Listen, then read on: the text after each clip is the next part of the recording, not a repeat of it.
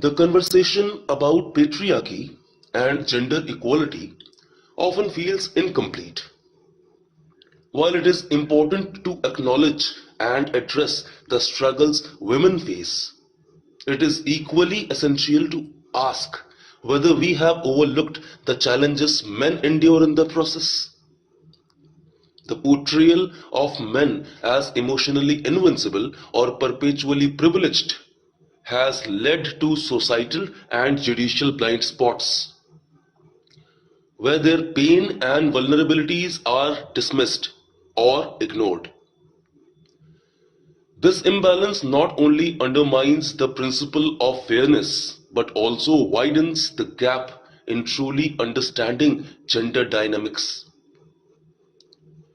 Men are often held to unrealistic standards, expected to be protectors, providers, and pillars of strength. These expectations can overshadow the emotional and mental struggles they face. The judicial system, too, seems to reflect this perspective, frequently failing to account for unique challenges men encounter, such as emotional manipulation, societal stereotyping, or even false accusations. Such an approach raises critical questions. Are we intentionally reinforcing a skewed idea of equality by assuming that men need no protection or empathy? And if we continue to do so, how can we claim to pursue a truly fair and inclusive society?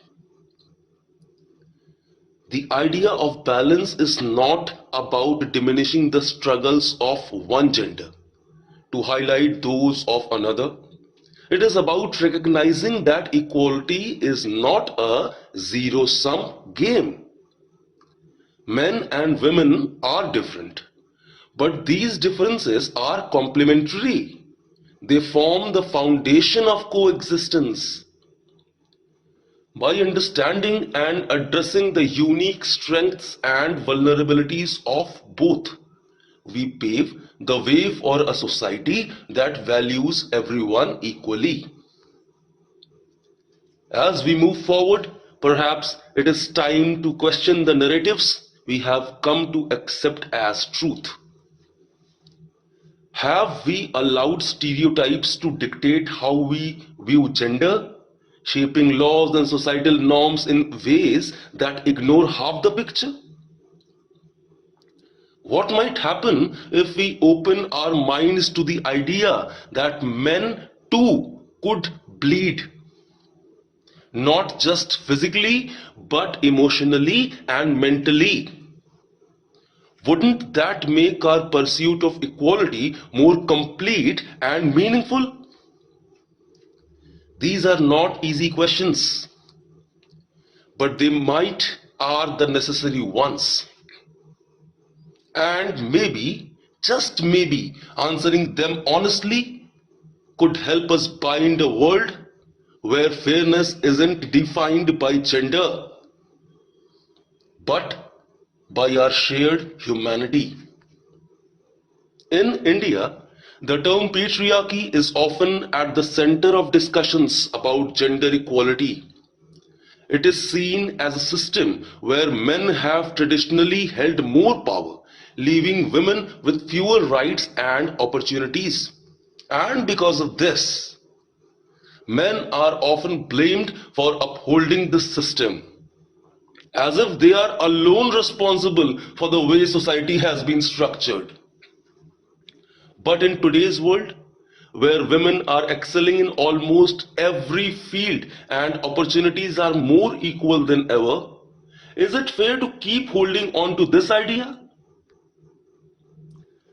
Criticizing patriarchy may seem unnecessary, but it often simplifies a much more complex reality.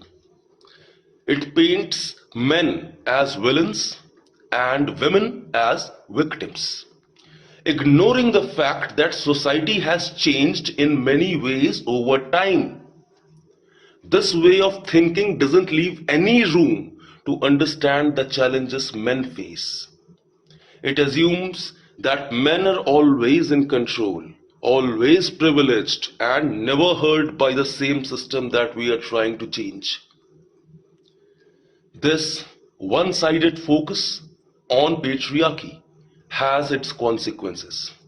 It pushes men out of the conversations about equality and makes it seem like their struggles don't matter. It creates a belief that men are always strong and never vulnerable, which isn't true.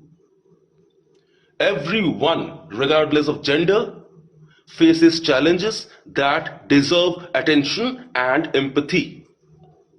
So, we need to ask ourselves, is the way we talk about patriarchy and equality fair to both men and women?